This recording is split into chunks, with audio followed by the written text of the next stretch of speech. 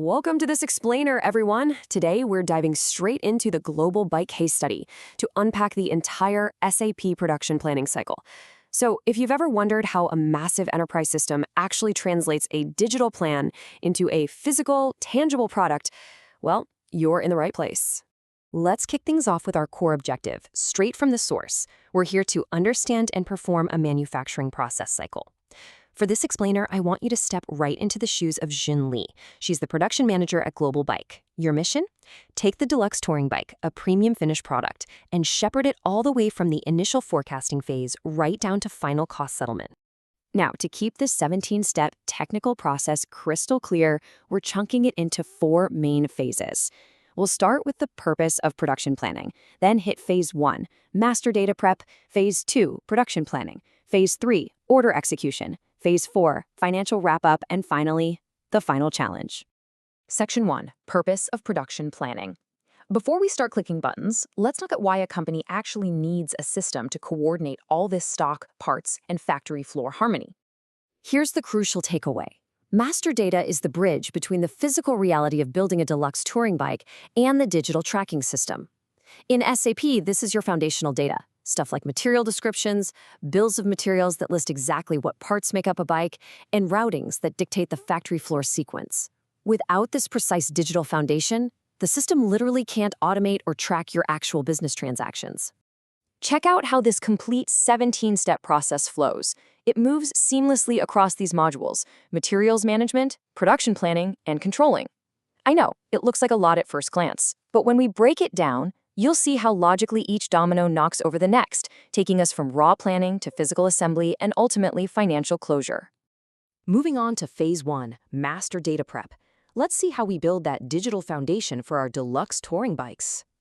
Okay, so these initial 3 steps, changing the material master record, changing routing, and displaying the product group, these are required to initialize the periods and sequences so the system knows exactly how to group and build the bikes.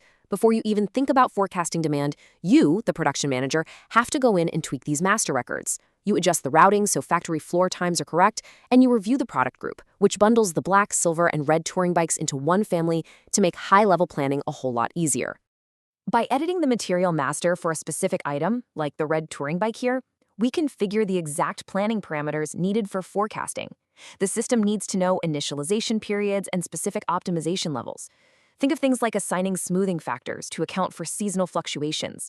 Essentially, you're making sure the math doesn't totally panic if bike sales drop in the winter. It guarantees that when SAP eventually runs the numbers, it's doing so based on the highly specific realities of your manufacturing environment. Phase 2, production planning. Now it is time to predict demand and map out our manufacturing goals. This next sequence takes us from high-level product family estimates all the way down to a detailed material requirements planning, or MRP calculation. First up, we create that rough sales and operations plan, the SOP.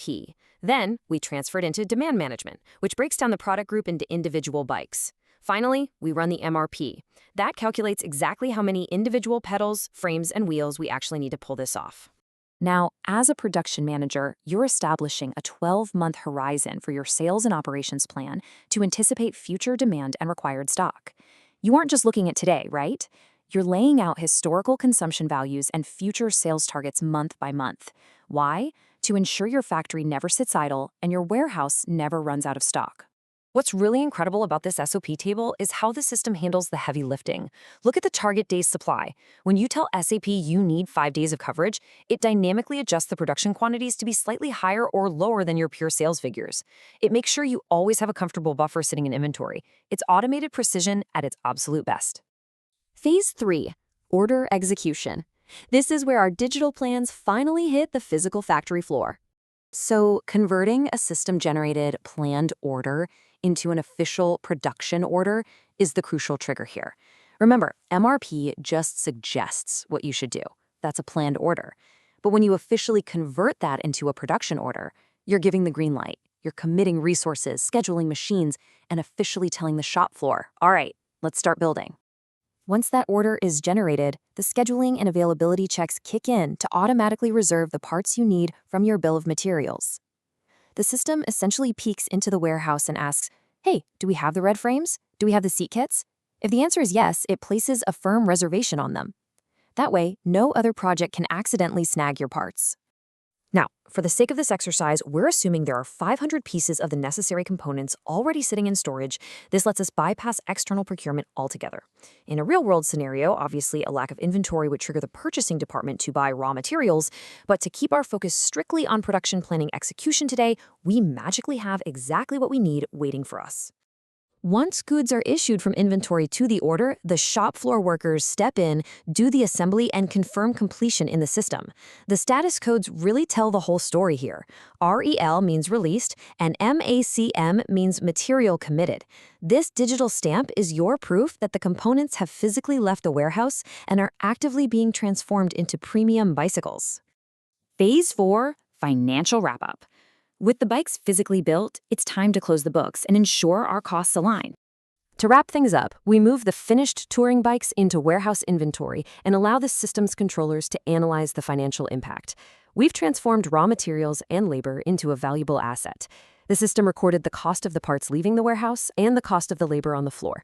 Now, receiving the shiny new finished bikes into inventory essentially balances out those accumulated costs. The system acts like a digital safety net here, comparing what was planned against what was actually used before officially settling the costs to zero. Say your order called for 100 frames, but you accidentally consumed 102. SAP is going to flag that deviation.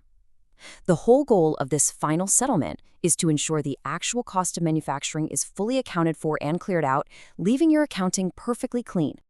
And finally, the final challenge. Let's see how all of this builds into independent application.